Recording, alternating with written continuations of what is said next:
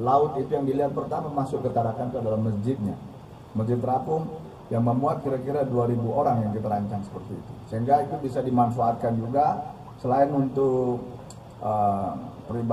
untuk wisata religi, juga untuk peribadatan secara umum bagi kaum muslimin yang memang memanfaatkan, karena tempat ini kita buka mulai pagi jam berapa Ibu?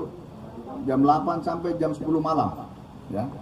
Mungkin kalau malam minggu bisa diperpanjang karena di sini juga ada air mancur warna-warni yang harapan kita juga itu adalah air mancur yang menari-menari begitu ya. Jadi tidak kalah lah di tempat lain ya.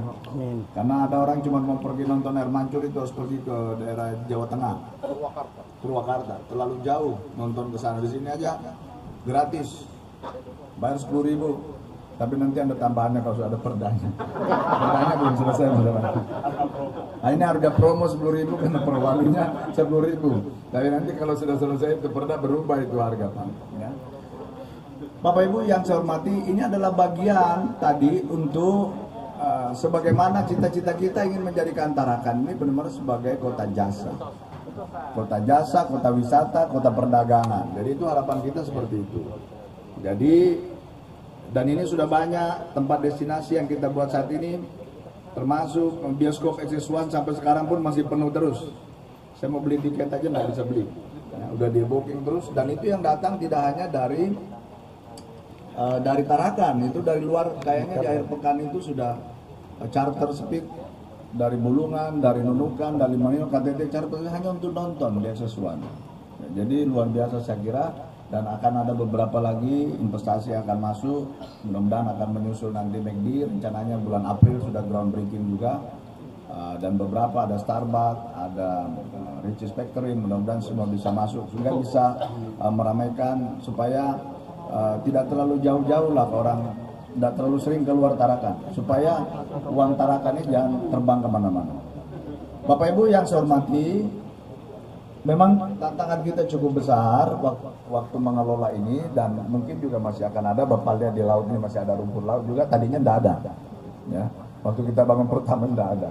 Kayak pintar betul masyarakat. Begitu lihat pemerintah bangun, dia bangun juga di situ. Nah itu, jadi dia mau menikmati juga kue pembangunan ya. Ujung-ujungnya nanti kalau digusur minta ganti rugi, biasanya begitu.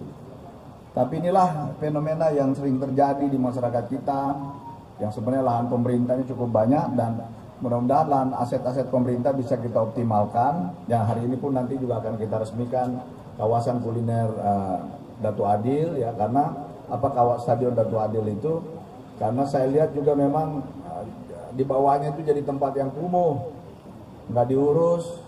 Akhirnya kita mikir bagaimana kita manfaatkan dan kita bisa optimalkan, karena memang aset-aset ini akan kita optimalkan semua. Untuk yang pertama untuk menjaga, sebenarnya yang paling utama, karena aset tidak dijaga ini akan dirambah orang, itu satu.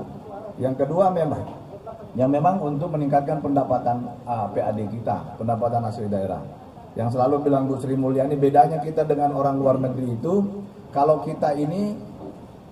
orang luar negeri yang kerja keras itu asetnya, orangnya pergi berlibur kemana-mana, asetnya yang bekerja. Kalau kita beda, kita yang kerja keras sampai tua, ya, bahkan kalau sudah pensiun pun masih mengurus cucu juga, tidak bisa menikmati hari tua dengan baik. Nah, sehingga itu beda kita dengan luar negeri.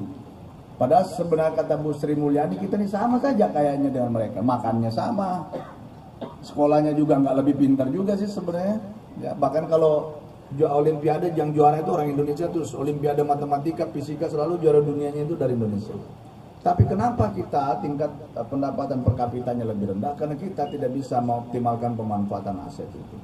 Kita memang bekerja keras ya, tapi tidak bekerja cerdas seperti itu. Tidak memanfaatkan aset-aset kita, termasuk pemerintah daerah ini, itu juga banyak sekali aset yang sebenarnya bisa kita manfaatkan. Oleh karena itu seluruh OPD saya minta Bapak Ibu tidak hanya pandai menggunakan uang, tapi cari uang juga ya. Dan itu aset-aset di situ bisa dimanfaatkan dengan baik. Nah, tentu tinggal bagaimana cara mengelola, ya, terus berkreasi untuk meningkatkan pendapatan asli daerah. Dan alhamdulillah saya kira bahwa semakin dari tahun ke tahun PAD kita juga semakin meningkat. Mudah-mudahan itu juga akan mengurangi tingkat ketergantungan kita dengan pemerintah pusat seperti itu. Bapak Ibu yang saya hormati, inilah yang bisa saya sampaikan pada kesempatan pagi hari ini. Ayu Ting Ting lagi syuting. Yang penting cegah stunting, tetap ada ahlinya di sini. Kebetulan ibu-ibu ada semua PKK ya stunting, bantu pemerintah untuk mencegah stunting, dan saya terima kasih karena angka stunting luar biasa turun dari angka 25% menjadi 15 ya atau 14 ya? 15%, berarti dulu 10%, itu luar biasa. Saya kira bisa patut kita berikan penghargaan, dan ini